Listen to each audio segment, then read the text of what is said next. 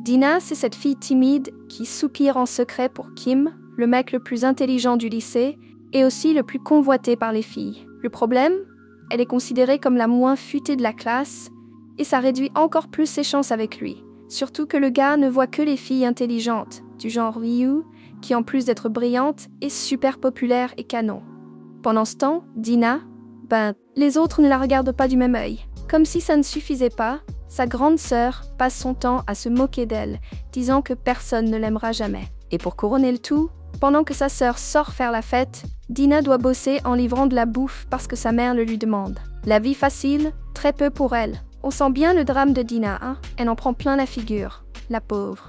Alors qu'elle a l'impression que tout le monde lui marche dessus, Dina reçoit un petit coup de pouce inattendu de Kim. Il lui propose de se créer un compte Instagram pour lâcher un peu la pression et mieux s'exprimer. Elle accroche direct à l'idée et balance déjà un post disant que trop étudier peut nuire à la santé. C'est là qu'un gars mystérieux débarque dans les commentaires. Il se reconnaît complètement dans ce qu'elle a écrit et va même jusqu'à complimenter sa façon de s'exprimer. Et tout à coup, il sort un « T'as un mec ?» Kim, qui scrollait tranquille en lisant le post, ressent une pointe de jalousie et commence à enquêter sur ce mystérieux inconnu. Alerte jalousie activée. Mais alors, Kim aurait-il des sentiments pour Dina ou c'est juste qu'il supporte pas de la voir attirer l'attention d'un autre? Le lendemain, un nouvel élève arrive au lycée. Un étudiant d'échange appelé Kan. Et là, les filles pètent un câble, parce que le mec est carrément canon, avec un petit côté mystérieux. Limite bad boy. Dina remarque que Hugh est totalement captivé par lui. Et il y a une raison à ça. Ils se connaissent déjà d'un autre lycée. Grosse révélation. Pendant ce temps, la prof donne un devoir en groupe et demande aux élèves de se répartir par équipe de 5. Et c'est là que ça se complique. Personne ne veut se mettre avec Dina. Elle se retrouve complètement mise à l'écart. Par chance, Hugh l'invite à rejoindre son groupe. Mais les pestes du lycée commencent déjà à chuchoter, disant qu'elle l'a juste fait par pitié. Dina, qui n'est pas née de la dernière pluie, entend tout et se sent complètement anéantie. Mais là, twist émotionnel. Hugh lui offre un bracelet d'amitié, un truc que Dina n'avait jamais eu avant. Toute contente, Dina poste une photo des bracelets sur Instagram. Mais pendant que Hugh explose en like, Dina n'obtient même pas un petit cœur. Et comme si ça ne suffisait pas, un élève lui tend un cadeau en lui demandant de le passer à Hugh, parce qu'il a trop honte de lui donner en main propre. Franchement, Dina n'a pas la vie facile. À chaque fois qu'elle pense que ça va mieux, la vie lui met une claque. Mais là, retournement de situation, quelqu'un poste anonymement sur Instagram en disant qu'il aime Dina. Et c'est là que tout change. Tout le monde commence à se demander qui peut bien être cet admirateur secret. Kan disparaît du radar et Dina, déjà un peu suspicieuse, décide d'aller enquêter. Mais avant qu'elle ne découvre quoi que ce soit, bam, un plot twist inattendu. Un gars l'aborde de nulle part pour l'inviter à un rendez-vous romantique. Évidemment, elle est choquée. Et Kim aussi, faut bien le dire. Mais le mec est sérieux et avoue qu'il l'aime depuis longtemps. Pour prouver qu'il ne plaisante pas, il lui offre un cadeau trop mignon. Une peluche et une lettre où il écrit à quel point elle est incroyable et qu'il rêve d'embrasser ses lèvres. Dina, qui n'a jamais reçu ce genre d'attention, est sur un petit nuage. Sauf que Ryu n'est pas fan de cette ambiance et lui conseille de se concentrer sur ses études au lieu de se laisser distraire par les petits copains. Mais évidemment, Dina n'en a rien à faire. Après tout, c'est la première fois qu'un garçon se déclare vraiment à elle. Enfin, Dina vit son moment de protagoniste de drama coréen. Mais est-ce que c'est du vrai ou il y a encore une embrouille là-dessous? Plus tard, Dina retrouve Kim et il remarque qu'elle a mis du parfum et s'est maquillée les lèvres. Tout ça pour impressionner son prétendant. La jalousie monte direct et il balance une menace. Il va tout raconter à sa mère, que sa fille flirte avec un garçon. Pendant ce temps, le mec continue à couvrir Dina de cadeaux. Et elle le remercie, toute heureuse. Mais Kim, lui, reste à l'écart, bouillant de jalousie, jusqu'à ce qu'il entende quelque chose qui change tout. Le garçon avoue qu'il offre tous ses cadeaux juste pour attirer l'attention de Ryu. Il lui avait demandé de sortir avec lui quelques jours plus tôt. Et comme elle l'a joliment recalé, il a décidé d'utiliser Dina comme revanche. Kim fonce prévenir Ryu et elle lâche qu'elle était déjà au courant de toute l'histoire, mais qu'elle n'a rien dit pour ne pas blesser Dina. Kim trouve ça injuste. Et là, Dina entend tout. Blessée, se sentant encore une fois prise pour une idiote, elle s'enfuit en courant. Kim la rattrape et s'excuse sincèrement de ne pas lui avoir dit la vérité plus tôt. Mais Dina en a marre d'être toujours celle qu'on utilise. Franchement, Dina n'a jamais un jour de répit. À chaque fois qu'elle pense que quelque chose de bien va lui arriver, la vie lui met une claque. Dina se confie, elle dit qu'elle se sent invisible au lycée. Mais Kim la coupe tout de suite. Tu n'es pas invisible. Si tu disparaissais, je sentirais un vide énorme dans ma poitrine et je retournerais à l'école pour te retrouver. Puis il lui sèche les larmes et lui dit qu'elle a une lumière en elle et qu'il la voit. Grâce à ça, Dina retrouve confiance et décide d'accepter le rendez-vous avec le gars, mais avec un plan en tête. Pendant le rencard, elle balance la bombe. Elle sait tout. Le mec est sans voix et Dina lui fait bien comprendre qu'elle ne se laissera plus jamais manipuler. Kim, qui suivait tout ça de loin, est fière du courage qu'elle montre pendant que le mec repart humilié. Mais le cirque ne fait que commencer. Quand Dina refuse de continuer cette fausse romance, des rumeurs commencent à circuler au lycée, disant qu'elle est une croqueuse d'hommes, comme si c'était de sa faute. C'est toujours pareil, non? Quand un mec sort avec plein de filles, c'est un tombeur. Mais quand une fille met un stop à un gars, elle devient la méchante. En plus, les commères du lycée commencent à dire que Ryu ne devrait pas traîner avec quelqu'un d'aussi horrible que Dina. Et pour couronner le tout, Sera, la reine des pestes, vole le devoir de Ryu. Dina le voit et ne peut pas se taire. Elle balance la vérité. Voler le travail des autres, c'est vraiment bas. Sera évidemment ne laisse pas passer et balance à Dina d'arrêter de jouer la gentille juste parce qu'elle est un peu plus populaire maintenant. Kim, qui était déjà à bout, décide d'intervenir et confronte Sera. Elle le provoque en l'appelant Playboy, mais lui, il ne se démonte pas et lâche un « Si tu la fermes pas maintenant, tu vas avoir affaire à moi ». L'embrouille est lancée. Après ça, des rumeurs commencent à dire que Kim et Dina sortent ensemble, et une amie conseille à Dina de s'éloigner de lui jusqu'à ce que les choses se calment. Ça la rend triste, alors elle vide son sac sur Instagram. Les mots ne restent pas que dans la tête, ils blessent aussi le cœur. Et qui réapparaît dans les commentaires, son mystérieux fan secret qui dit comprendre ce qu'elle ressent et like même sa publication. Dina finit par raconter à ses amis qu'elle a un admirateur secret en ligne. Mais Kim commence à flipper, pensant que c'est peut-être un stalker. Évidemment, elle capte bien le ton de jalousie dans sa voix. Kim fait genre que tout va bien, mais en vrai, il est en PLS. Cette jalousie devient de plus en plus évidente. Pendant ce temps, Ryu voit Cam parler avec une fille, et c'est Dina. Elle commence à se demander s'il se passe quelque chose entre eux. Mais en réalité, Cam s'est rapproché d'elle parce qu'il aime sa personnalité et ne comprend pas pourquoi tout le monde est contre elle. Il en parle même à Ryu, lui disant qu'elle devrait être plus sympa avec Dina. Ryu y réfléchit et décide de lui laisser une chance. Elles passent un moment ensemble, et Ryu se rend compte que Dina est bien plus intéressante qu'elle ne le pensait. Mais la paix ne dure pas, car Sera revient encore embêter Dina. Sauf que cette fois, Dina ne se laisse pas faire et balance direct. T'es jalouse parce que moi j'ai des amis et toi t'as personne? Elle humilie la peste devant tout le monde. Là, oui, Dina se défend enfin comme il faut. Après ça, Dina reçoit un message de son fan mystérieux, la félicitant pour s'être si bien défendue. Mais Kim n'aime pas du tout cette histoire d'échange de messages et commence à réaliser quelque chose qu'il n'avait jamais vu avant. Dina est vraiment belle. Et petit à petit, une connexion spéciale se crée entre eux. Un truc que personne n'aurait imaginé.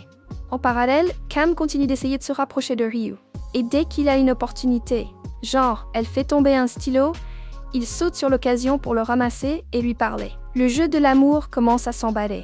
Cam devient de plus en plus proche de Dina, et ça affecte Ryu. Elle se rend compte qu'elle commence à ressentir quelque chose pour lui. Et ce n'est pas la seule dans ce mood romantique. Kim et Dina passent aussi du temps ensemble sur le terrain de basket. Il essaie de lui apprendre à marquer un panier, mais en vrai, il voulait juste une excuse pour la toucher doucement. Et Dina le remarque. Mais tu sais quoi? Ça ne la dérange pas. Son toucher, son sourire amoureux, tout ça illumine son cœur comme personne ne l'a jamais fait. Kim est au sommet du bonheur avec Dina. Mais voilà qu'un truc vient tout chambouler. Alors qu'il se balade dans le lycée, il voit Dina rire et s'amuser avec Lynn, qui l'aide sur un devoir d'histoire. Et là, coup de blues.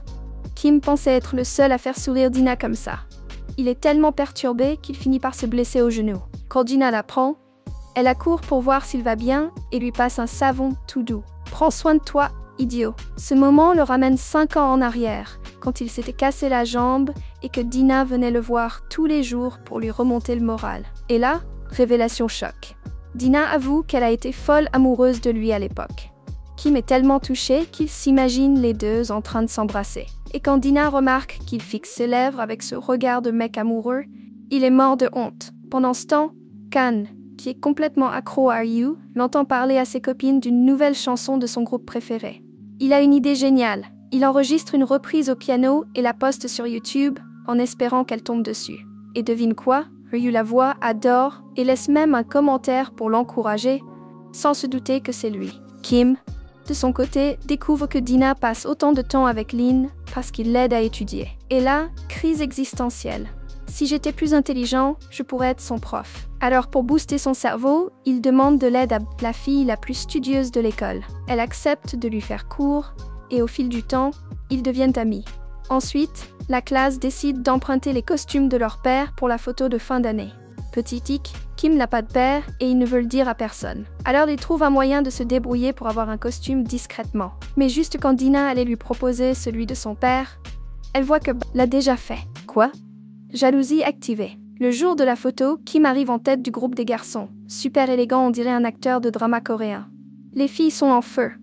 Mais Dina, elle éclate de rire. Pendant ce temps, les autres couples échangent des regards amoureux, Fubumre, et Dina commence à se demander si Kim et Bae ne sont pas plus que de simples amis.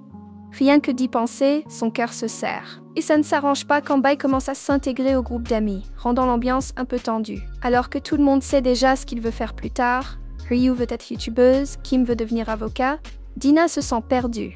Tout ce qu'elle veut, c'est aimer et être aimée. Et pour elle, le bon gars, c'est Kim. Son objectif du moment, obtenir enfin ce baiser qu'elle attend depuis si longtemps. Entre-temps, une élève remarque que Kan porte le même t-shirt que le mystérieux pianiste. Et bam, toute l'école découvre que c'était lui. Ryu est bouleversé, réalisant que la chanson était une déclaration d'amour pour elle. L'espoir vrai couple naît, et Dina, elle continue d'espérer que Kim prenne enfin son courage à deux mains et l'embrasse. Mais à la maison, la réalité est brutale. Sa sœur débarque juste pour se moquer, disant qu'elle ne trouvera jamais de mec, avant de partir faire la fête en laissant Dina avec la vaisselle du restaurant. Dina explose et se confie à sa mère, mais au lieu de la soutenir, sa mère prend la défense de la sœur. Résultat, énorme dispute. Dina quitte la maison furieuse et tombe sur Kim dehors. Il fait froid et sans hésiter, il lui donne sa veste. Puis, il l'emmène manger un bout et la couvre d'attention. Pendant leur discussion, Dina parle de l'université et rêve qu'ils puissent y aller ensemble, mais ses notes sont un problème. Elle commence à se traiter d'idiote, mais Kim l'arrête net. « Je t'aime exactement comme tu es. » Et là, moment tout mignon. Dina lève la main pour lui caresser le visage, et Kim, à cet instant, s'imagine encore ce baiser qui ne vient pas. Il se rend compte qu'il ne peut tout simplement plus arrêter de penser à elle. Il rêve même de ses lèvres. La vérité, c'est que Dina aussi est amoureuse. Et en écrivant un post sur l'amour sur Instagram, un truc incroyable se produit. Un écrivain célèbre, avec 2 millions d'abonnés, aime la publication et partage même la photo. Du jour au lendemain, Dina gagne des milliers de followers. La classe la félicite et l'encourage à continuer d'écrire, parce qu'évidemment, elle a du talent. Pour fêter ça, ils vont tous au karaoké et se lâchent sur les chansons de leur groupe de K-pop préféré. Mais tout n'est pas rose. Quand Dina rentre chez elle, elle entend sa mère dire du mal d'elle. Ça la brise complètement. Pendant ce temps, Kim invite Bae à manger, mais elle retourne la situation et lui dit qu'il devrait arrêter de tergiverser et avouer ses sentiments à Dina avant que quelqu'un d'autre ne le fasse. Kim est d'accord, mais pile à ce moment-là, Dina commence à envisager de rencontrer son mystérieux admirateur sur Instagram. Kim panique. Et si c'était un psychopathe? Mais Lin, au contraire, l'encourage à fixer un rendez-vous. Kim décide d'agir et suit le conseil de Bae. Il envoie un message à Dina pour l'inviter à un rencard le lendemain. Le jour J, il s'habille super classe, nerveux, prêt à lui déclarer sa flamme. Mais avant ça, il retrouve sa sœur qu'il n'avait pas vue depuis des années. Et là, c'est le chaos. Elle est bourrée et balance direct. « Alors, vous sortez ensemble, toi et Dina? Vous allez trop bien ensemble. » Et sans attendre de réponse, elle leur donne sa bénédiction, à condition qu'il n'y ait aucun contact physique avant l'âge adulte. Dina, morte de honte, demande à sa sœur de partir et s'excuse pour la scène. Mais avant que Kim puisse se déclarer, Bae s'évanouit. À l'hôpital, il apprend qu'elle s'est épuisée à force de trop bosser. Quand il veut régler les frais, il découvre qu'elle n'a pas d'argent, alors il paie tout et lui fait la morale. Vivre pleinement et avoir de l'amour, c'est plus important que juste travailler. Pendant ce temps, Dina finit par fixer un rendez-vous avec son admirateur mystérieux. Quand elle arrive sur place, elle découvre que c'est Lin. Mais au lieu d'être gênée, Elle sent une vraie connexion avec lui. La peur s'efface et ils discutent jusque tard dans la nuit, créant une amitié sincère. Sa mère veut qu'il devienne avocat, mais son vrai rêve, c'est de devenir réalisateur. Dina, qui a vécu des trucs similaires, lui donne des conseils sur comment parler à sa mère sans se disputer. Pendant ce temps, Ryu a un gros souci. Les pestes lui mettent la pression pour qu'elle montre son copain, sauf qu'elle n'en a pas. Alors, sans gêne, elle demande à Kan de faire semblant d'être son mec pour une journée. Ils prennent même une photo main dans la main et une autre où on ne voit que son corps. Et Ryu les envoie à ses copines. Mais Kan n'apprécie pas du tout cette comédie et balance la vérité. Pourquoi tu dois te cacher derrière un mensonge? Ryu se vexe car elle sait qu'il a raison. Et au lieu d'assumer, elle préfère s'éloigner avant de se faire trop mal. Franchement, Ryu fuir ne réglera rien, hein? Le lendemain, Kim découvre que Dina et Lin échangent plein de messages. Et là, la jalousie revient en force. Kim commence à paniquer, persuadé que Lin veut peut-être quelque chose de plus avec Dina. Quand il apprend qu'ils ont prévu un dîner ensemble, il croise les doigts pour que Dina n'y aille pas, de peur de perdre la fille qu'il aime. Mais Lin, tout content, annonce qu'il a réussi à réorganiser ses cours particuliers pour pouvoir aller au dîner, et Dina est super heureuse. Mais là, gros problème. Sa mère découvre les messages échangés et lui interdit catégoriquement de sortir. Lin, à bout de nerfs à cause de la pression, explose. Il balance à sa mère qu'il a aussi le droit de s'amuser, et quand elle comprend qu'il aime Dina, elle confisque son téléphone pour couper le contact entre eux. Et le pire, quand il tente de le récupérer, elle menace de le frapper. Pris par l'anxiété, Lin s'enfuit de chez lui avec le téléphone à la main et dans un moment de désespoir total, appelle Dina à l'aide. Évidemment, elle laisse tout tomber pour aller le retrouver. C'est chaud. Lin est vraiment à bout. Mais pile à ce moment, Kim se balade dans les parages et voit les deux enlacés comme un couple. Son cœur se brise. Il se sent trahi et dans un geste symbolique, jette la montre qu'il avait achetée pour l'offrir à Dina. Dès cet instant, il change complètement d'attitude et commence à traiter Dina avec froideur et mépris. Et Dina, elle ne comprend rien. Elle commence à penser que Kim a une nouvelle copine et que c'est pour ça qu'il agit ainsi. Pendant ce temps, la nouvelle tombe. Lin a disparu. Il n'est pas rentré chez lui, il ne répond à aucun appel et Dina commence à craindre le pire. À ce moment-là, tout le monde oublie ses différends et se mobilise pour le retrouver. Heureusement, Lin est sain et sauf. En voyant tous les messages inquiets de ses amis, il réalise qu'il n'est pas seul et que sa vie a de la valeur. Il appelle Dina pour lui dire où il est. Elle court vers lui, le gronde pour la frayeur, mais au fond, elle est soulagée de savoir qu'il va bien. « Si un jour ça va pas, viens me voir. On affrontera tout ensemble, » lui dit-elle. Et ainsi, ils rentrent chez eux. Heureusement que tout s'est bien terminé, hein? Mais on va pas se mentir. Lin doit absolument sortir de cette maison toxique. En attendant, Bae décide d'embrasser Kim par surprise. Il est choqué, puis lâche la vérité. « Mon cœur appartient déjà à quelqu'un. J'aime Dina. » Bae, un peu gêné, s'excuse pour le baiser, mais il la rassure. « Je comprends. T'es juste seule et t'as besoin d'amour. Mais sincèrement, mon cœur bat seulement pour elle. » De son côté, Dina reçoit une nouvelle inattendue. La directrice lui conseille de tenter sa chance à l'université de Séoul pour étudier l'écriture créative. Le problème, Dina pense que c'est impossible à cause de ses mauvaises notes. Mais elle décide quand même de donner le meilleur d'elle-même. Sauf que voilà, si elle réussit, elle et Kim prendront des chemins différents. Et ça lui brise le cœur. Kim, toujours aussi doux, arrive avec une sucrerie et lui dit « Une fille aussi douce que toi mérite quelque chose d'aussi sucré. » Pendant ce temps, les pestes commencent à soupçonner Yo. Elle a un copain ou pas?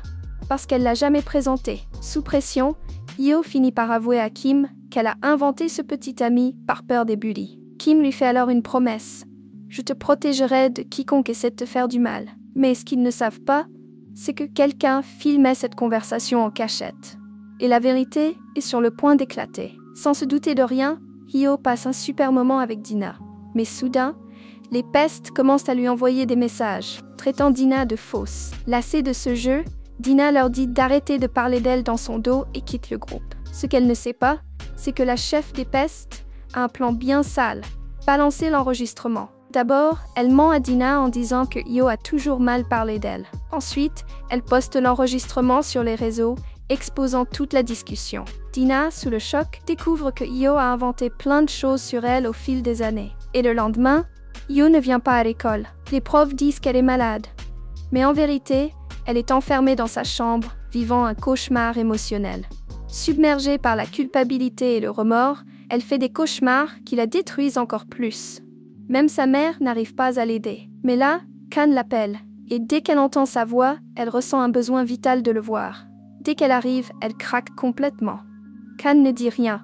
Il se contente de la prendre dans ses bras, fort, parce que parfois, les mots ne sont pas nécessaires. Dina attend Hyo au restaurant, mais le temps passe et toujours pas de nouvelles. L'angoisse monte, et sans s'en rendre compte, elle se met à pleurer, repensant aux moments qu'elles ont vécus ensemble et réalisant à quel point elle était heureuse à ses côtés. Et comme si la journée ne pouvait pas être pire, sa sœur débarque dans sa chambre sans prévenir et commence à la provoquer comme toujours. Sauf que cette fois, Dina est à bout et lui dit d'arrêter. Mais à la surprise générale, sa sœur n'est pas venue juste pour l'embêter. Elle lâche une vérité brutale. Prends soin de tes amis, sinon tu finiras seule et alcoolique, comme moi. Après ça, Dina décide qu'elle soutiendra Hyo quoi qu'il arrive. Et pile à ce moment, sa mère est en réunion avec le directeur de l'école, car elle a dénoncé que sa fille était victime de harcèlement. Mais, comme on pouvait s'y attendre, le directeur sort son discours tout prêt. Ici, il n'y a pas de violence, tous les élèves sont heureux. Un pur mensonge. Et en guise de vengeance pour avoir été défié, le directeur décide de punir Hyo en lui ordonnant de nettoyer toute l'école. Quand Dina essaie de lui parler, son amie s'éloigne, paniquée, évitant tout contact. Dina ne comprend rien jusqu'à ce que Béa arrive et balance la bombe. Hyo pense à quitter l'école. Dina panique et court lui demander ce qu'il se passe. Hyo, complètement bouleversée, finit par craquer. Le problème, c'est moi. Si je disparais, tout ira mieux. Au fond, elle veut juste que la douleur s'arrête. Mais Dina la retient fermement. Tu es ma meilleure amie et je ne laisserai plus personne te faire du mal. C'est alors que Hyo fait une confession lourde. Il y a 2 ans, sa meilleure amie est devenue sa pire ennemie et a commencé à la harceler, détruisant toute confiance qu'elle avait dans les gens. Dina sent son cœur se serrer de ne pas avoir vu ça plus tôt et s'excuse de l'avoir laissée souffrir seule. Les deux se réconcilient enfin et s'enlacent fort. Mais bien sûr, la paix ne dure pas longtemps. La principale harceleuse surgit de nulle part et commence à insulter Hyo. Mais cette fois, Bae ne laisse pas passer et lui dit de la fermer. Ce n'était que le début de la chute des pestes. Dina fait alors face à la chef du harcèlement et la prévient. Soit tu supprimes cette vidéo maintenant, soit j'appelle la police. La fille hésite, mais avant que ça dégénère, Hyo surprend tout le monde en ne ripostant pas, mais en s'excusant d'avoir menti par le passé. Et tu sais ce qui fait le plus mal à une personne qui vit pour humilier les autres? Être prise en pitié. La harceleuse reste bouche bée, incapable de répondre. Et ainsi, le règne de la terreur des pestes prend fin. Le harcèlement s'arrête et Ryu et Dina redeviennent meilleurs amis comme avant. Peu après, les résultats des universités arrivent. Dina est acceptée en écriture créative et elle est sur un petit nuage. Ryu, de son côté, n'a pas été reçue dans l'université de ses rêves. Mais franchement, elle s'en fiche. Ce qui comptait le plus pour elle, c'était de retrouver son amitié avec Dina et surtout de retrouver le bonheur. Ryu, toujours aussi maligne, se tourne vers Dina et lui demande « Alors, tu vas sortir avec Kim ou pas ?» Dina, toute timide, répond qu'elle aimerait bien, mais l'éclat dans ses yeux trahit tout. La famille de Dina la soutient à fond pour les examens finaux, et cette fois, c'est sincère. C'est cette épreuve qui va définir leur avenir. La pression est forte, mais Kim ne laisse pas sa bien-aimée perdre courage et lui donne la force de tenir bon. Et après l'examen, ils se retrouvent sur le terrain de basket, se remémorant le jour où ils s'étaient entraînés ensemble.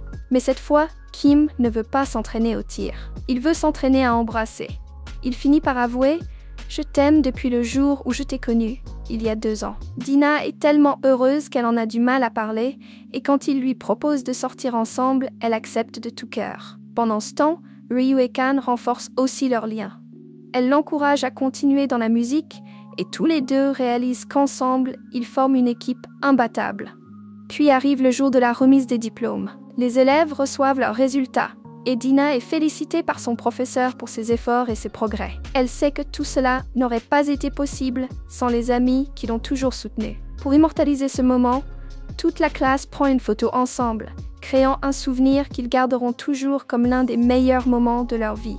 Mais attends, c'est pas fini. Avant de partir pour l'université, ils célèbrent l'anniversaire de Kim. Et Dina, submergée par l'émotion, se laisse emporter et l'embrasse passionnément devant tout le monde. La salle entière se fige face à ce moment gênant, mais Dina prend son courage à deux mains. Oui, on est ensemble. Et le plus drôle, personne n'est surpris. Tout le monde savait déjà. Sérieux, vous avez mis trop de temps à capter l'évidence, disent les amis en riant. Après tout le lycée avait compris qu'ils étaient fous amoureux. Il suffisait de voir la façon dont ils se regardaient et souriaient l'un à l'autre. Parce qu'au fond, c'était le destin. Ils étaient faits pour être ensemble.